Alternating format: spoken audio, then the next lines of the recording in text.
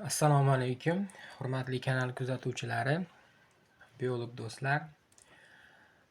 Sizlar bilan 11-sinf biologiya mavzusi kitobi hayotning ekosistema darajasi, xususiyatlari, biogetinoz va biologik sistema sifatida ko'rinishi mavzusi bilan tanishamiz. Ya'ni 11-sinf 3-mavzu.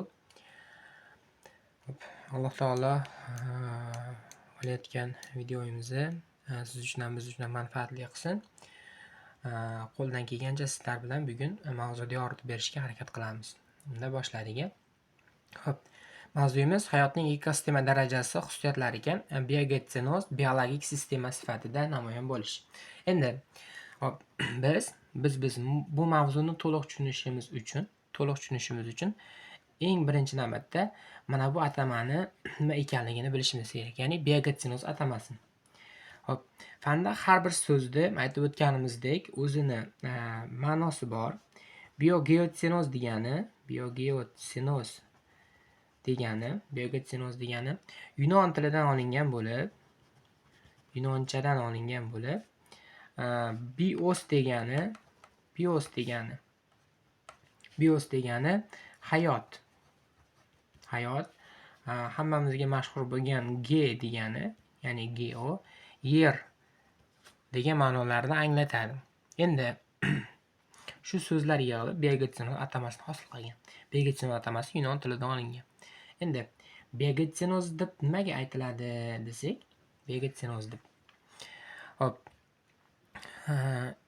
Evolyutsiya jarayonida bitta hududni egallagan. Ya'ni misol uchun mana olaylik, ma'lum bir hududni egallagan, bitta hududni egallagan evolyutsiya jarayonida har xil turga mansub bakteriya, zamburug', bundan tashqari o'simliklar, hayvonlar jamoalaridan iborat bo'lgan, jamoalaridan iborat bo'lgan ochiq sistema. Qanday sistema ekan? Ochiq sistemaga nima deylar ekan? Ochiq sistemaga nima deb ataladi desa, biogetinoz deb ataladi. Biogetinoz deyiladi. Biogetinoz deb nimaga aytiladi desak, evolyutsiya jarayonida bitta hududda egallagan va undagi bakteriya, zamburug', o'simlik, hayvon jamoasidan iborat ochiq sistema bu biogetinoz deyiladi. Biogetinoz deb ataladi. Endi fandagi har bir tushunchalar va turli xil nazariyalar uchun olimlar o'zlarini fikrlarini yoki ta'limotlarini ishlab chiqqan. Endi misol uchun Schleiden bilan Schwann-Hujera nazariyasini ishlab chiqqan bo'lsa, endi biogetinoz haqida ham olimlar ish olib borgan va biogetinoz haqidagi ta'limot yaratilgan. Demak, biogetinoz haqidagi ta'limotni birinchi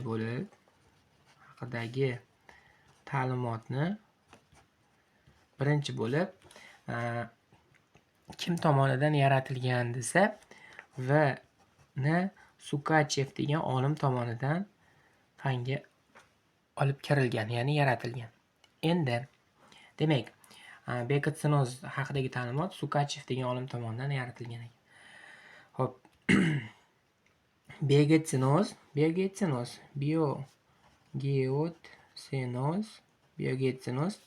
doimo ikkita tarkibiy qismdan iborat bo'lgan. Qanaqa tarkibiy qismlardan desak, biotsenoz va biotopdan iborat bo'ladi. Biotop.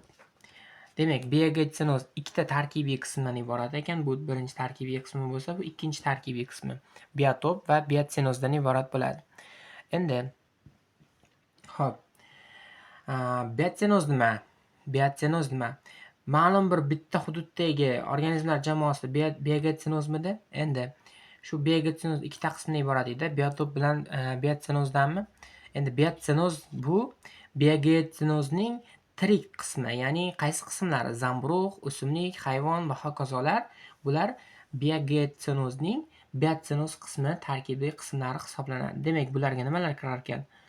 O'simliklar, zamburug'lar, hayvonlar va bakteriyalar misol bo'ladi. Endi hop,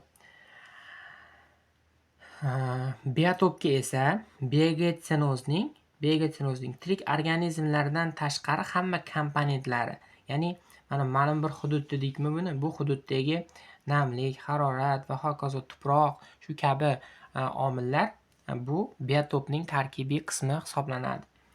Biotopda tarkibiy qismi, ya'ni umumiy qilib oladigan bo'lsak, atrof muhit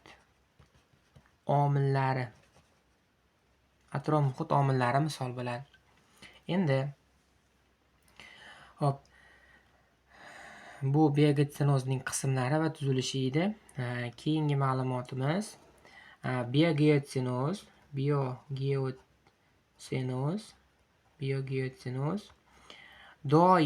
biogetsinozda doimo o'zining hududi bo'ladi. Chunki ta'rifda bekorga ishlatmadik. Ma'lum bir maydonni egallagan deb aytib o'tdik. O'z hududi va doimo chegarasi bo'ladi. Bu biogetinoz uchun xos xususiyatlar hisoblanadi. Biogetinoz o'zining hududiga va mana bu hududning nimasiga, chegaralariga ega bo'ladi. Misol uchun mana 10 gektarlik hudud desak, 10 gektarlik bu 10 gektar biogetsinozning hududiga va uning atrof chekka qismlari, mana bu chizig'imiz uning nimasiga kiradi? Chegarasiga misol bo'ladi. Doimo uning o'z chegarasi va hududi bo'ladi. Endi hop, bizda yer sharida biogetsinozlar juda ko'p va keng tarqalgan. Demak, tasavvur qilaylik, mana bu yumaloq shakldagi globus yer deb tasavvur qilaylik. Demak, bu nima ekan? Yer sharida nimalarni joylashuvi? Biogetsinozlarni joylashuvi. Qaranglar, biogetsinozlar yer sharida qayerlarda joylashishi mumkin yoki qayerlarda uchrashi mumkin degan savolga birinchi bo'lib qayerda? Cho'llarda uchraydi. Undan tashqari shimoliy mintaqalar, ekvatorda uchrashi mumkin. Ekvatorda. Bundan tashqari yana dengizlarda uchraydi. Dengizlarda uchrashi mumkin yoki juda keng tarqalgan muhit, tuproq, hattoki g'orlarda ham maxsus biogetsinozlarda uchratish mumkin. Endi hop, misol uchun har bitta fanning qismini yoki atamani yoki boshqa narsalarda o'zini o'rganuvchi fani bo'ladi. Misol uchun hayvonlarda zoologiya, o'simliklarda botanika o'rgansa, biogetinoz bor-ku, biogetsinozlarni tuzilishini va xususiyatlarini qaysi fan o'rganadi desa, biogeotsinologiya degan fan o'rganadi. Biogetsinologiya fani haqida biz bundan oldingi video darsimizda ekologiyani bo'limlari haqida ma'lumot berganimizda tushuntirib o'tib ketganmiz. Demak, biogetsinologiya fani bu biogetsinozlarni tuzilishi va xususiyatlarini o'rganuvchi nima ekan? Fan hisoblanar ekan. Hop, endi biogetsinozning tarkibi aytdikki, bakteriya, zamburug', o'simlik va atrof muhit omillaridan iborat bo'ladi deb aytdikki, mana bakteriya, zamburug', o'simlikdan va atrof muhit omillaridan iborat bo'ladi deb aytdik. Endi biogetsinozning tarkibida mana tasavvur qiling, bu biogetinoz tarkibi deylik, unda joylashyapti o'simlik, zamburug' va hayvon. Bu biogetinoz tirik qismi. Endi biogetsinozning yana bitta qismi bor edi. Bu qismi nima edi degan savolga, hop, bu qismi misol uchun atrof muhit omillari, suv, tuproq va iqlim deylik. Iqlim omillari. Mana bu o'simlik, zamburug', hayvon doimo suv, tuproq, iqlim omillari bilan bir-biriga bog'langan bo'ladi. Bir-biriga bog'langan bo'ladi. Bir-biriga bog'langan bo'ladi. Buni faoliyatsiz yoki buni faoliyatsiz bardavom bo'la olmaydi. Endi o'simligi, zamburug'i, hayvoni suv, tuproq iqlimiga bog'langan biogetsinozlarga nimalar misol bo'ladi desak, bog'langan biogetsinozlarga tog'ni misol qilish mumkin, o'rmonni misol qilish mumkin yoki yaylovlarni misol qilish mumkin. Bog'langan ekosistemalarga. Endi hop, biogetsinozlar. Biogetinoz haqida tushuncha, uni qanday qismlardan iboratligini, u qayerlarda uchrashligini bilib oldik. Endi biogetsinozlarning xususiyatlari haqida gaplashamiz. Biogetsinozlarni xususiyatlari. Biogetsinozlarning xususiyatlari. Biogetsinozlarning xususiyatlariga nimalar kiradi deganda, biogetsinozlarning xususiyatlariga uning strukturasi. Struktura deganda bilamiz, uni tuzilishi. Bundan tashqari, biogetsinozda kechadigan hayotiy jarayonlar. Hop, tabiatdagi ahamiyati, biogetsinozning tabiatdagi ahamiyati.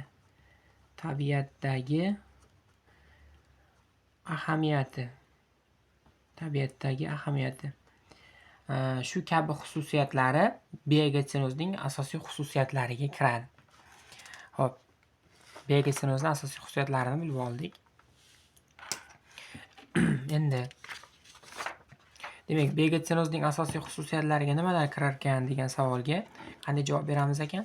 Biogetsinozning asosiy xususiyatlariga biogetsinozda tabiatdagi ahamiyati, uning strukturasi, tuzilishi, ularda kechadigan hayotiy jarayonlar misol bo'lar ekan. Endi bular haqida bir sekin astalik bilan to'xtalib o'tamiz. Demak, ekosistema. Endi bizda juda fanda muammoli bir narsa bor. Ikkita atama bor. Birinchi atamamiz ekosistema degan atama. Ekosistema. Ikkinchi atamamiz biogeotsinoz. Ko'pchilik buni farqlashda juda ham qiynaladi. Biogetinoz bilan ekosistema xuddi bir-biriga bog'liq tushuncha. Ya'ni magnitga o'xshaydi, ya'ni bir-biriga doim tortilib yonma-yon yuradi. Endi hozir biz sizlar bilan ekosistema haqida gaplashamiz. Biogetinoz haqida ancha ma'lumotlar berdik. Endi qarang. A. Tensli degan olim bo'lgan. A. Tensli aytganki, yer sharining asosiy birliklari bu ekosistema deb atagan. Yer sharining asosiy birligi bu ekosistema deb atagan. Birliklari ekosistemalar deb atagan olim hisoblanadi. Ertaga testlarda tushib qolish ehtimolligi juda ham yuqori. To'g'ri ma'lumotlarni toping yoki olimlarning fikrlarini toping deb. Endi hop, 9-sinfda o'qigan bo'lsalaring agar, tiriklikning tuzilish darajalari bor edi. Molekula, hujayra, to'qima, organizm, undan keyin populyatsiya, keyin biogeotsinoz, keyin biosfera bilan tugardi. Endi mana bu ekosistema va biogeotsinoz tushunchasi, ya'ni biogeotsinoz va ekosistema tushunchalari hayotning bitta tuzilish darajasida bo'ladi. Ya'ni qaysinda desa, ikkovi ham biogeotsinoz darajasiga kiradi. Tushunyapsizlar? Biogeotsinoz darajasi. Bu tuzilish darajada yoki bu tuzilish darajada bo'lib qolmaydi. Ekosistema va biogeotsinoz atamalari bitta tuzilish darajada o'rinni egallaydi. Endi hop, yana ma'lumotlar beradigan bo'lsak, biogeotsenoz, biogeotsenoz bu tushuncha bu. Biogeotsenoz tushunchasi. Biogeotsenoz tushunchasi biosistemani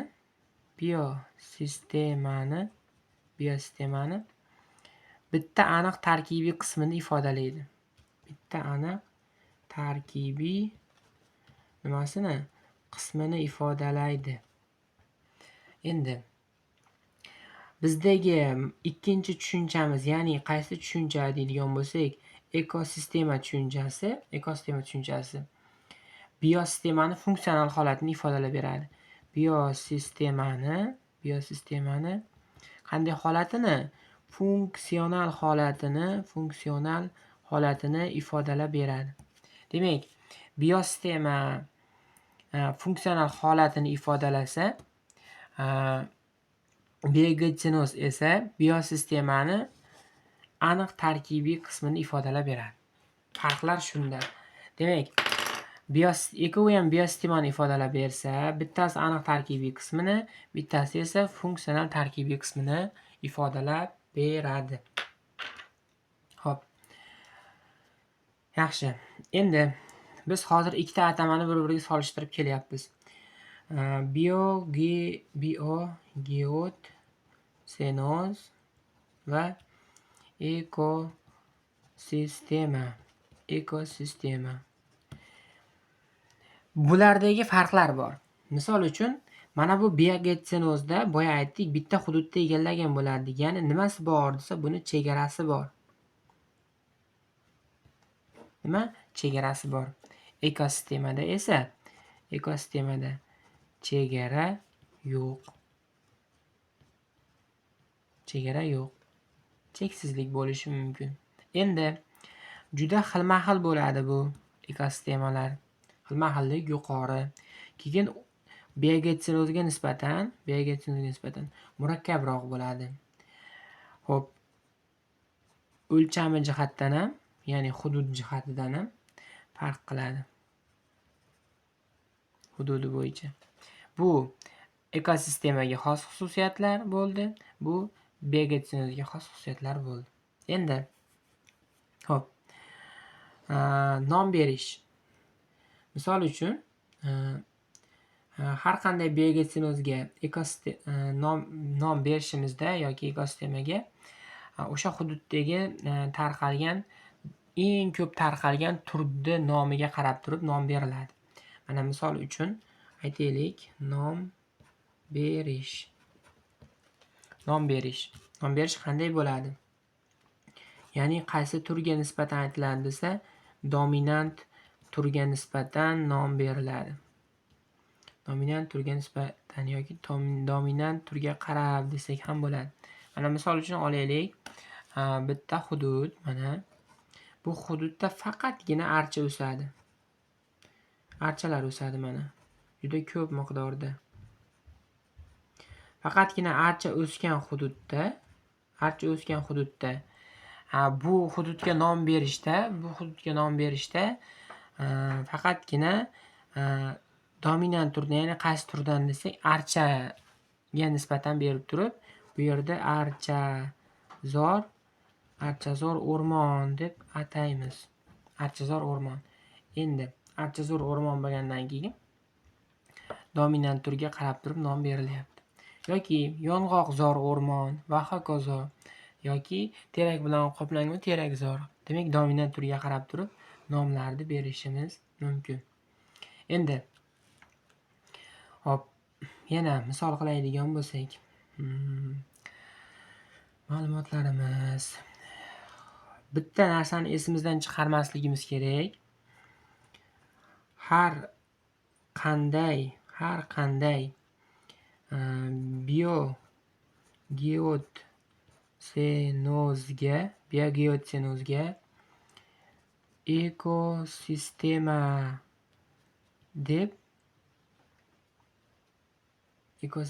deb qarash mumkin.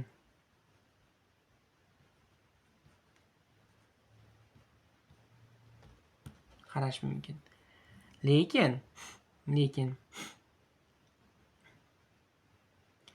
har qanday ekosistemani biogeotsinoz deb atay olmaymiz.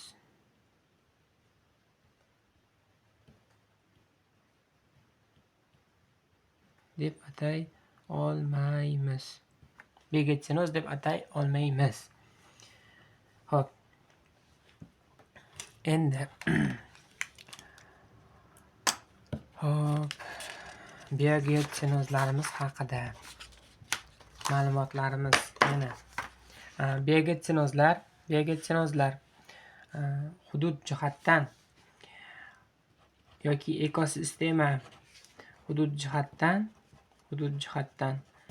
nechta turga bo'linadi desak, 4 ta turga bo'linadi. 4 ta turimiz bor. Birinchi turimiz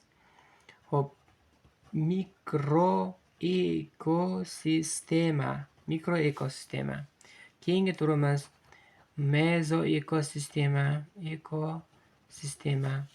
Keyingi turimiz makroekosistema, oxirgi turimiz global ekosistemaga bo'linadi. Endi mikroekosistema nima? Mikro so'zi ishlatilyapti. Juda kichik bo'lgan ekosistema hisoblanadi. Misol uchun olaylik. Hop.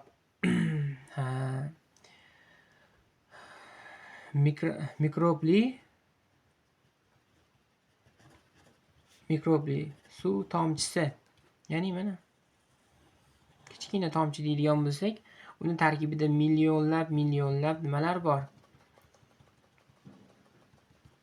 Bakteriyalar bor. Shu mikrobli suv tomchisi mikroekosistemaga misol bo'ladi. Endi hop, keyingi ekosistemamiz mezoekosistema. Mezoekosistemaga nimalar misol bo'ladi? Olmazorda misol qilish mumkin, archazorda misol qilish mumkin, yong'oqzorda misol qilish mumkin, yoki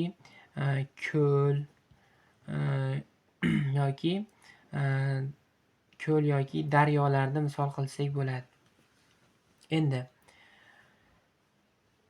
hop, makroekosistemamizga okean, bundan tashqari dasht misol bo'ladi.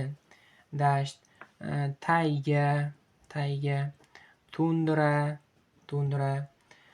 undan tashqari yirik o'rmonlar, tropik o'rmonlarda misol qilish mumkin. Endi global ekosistemamizga esa eng yirik ekosistema hisoblanib, biosfera ekosistemasi misol bo'ladi. Demak, ekosistemalarimiz hudud jihatdan 4 ga mikro, mezo, makro va global ekosistemalarga bo'linar ekan. Hop, endi ekosistemalar 2 xil bo'ladi. Ekosistema. Hop, birinchi turimiz tabiiy ekosistema, ikkinchi turimiz esa sun'iy ekosistemalar bo'ladi. Endi tabiiy ekosistema va sun'iy ekosistema. Sun'iy ekosistemaga albatta qaysi omil aralashgan? Inson omili aralashgan va shu omil tufayli yuzaga kelgan ekosistemalar misol bo'ladi. Hop, bugungi mavzuyimiz shulardan iborat edi. Mavzu manfaatli bo'lgan bo'lsa, kanalga obuna bo'ling, yaqinlarga ulashib qo'ying. Sog' bo'ling, salomat bo'ling. Ilmingiz ziyoda bo'lsin.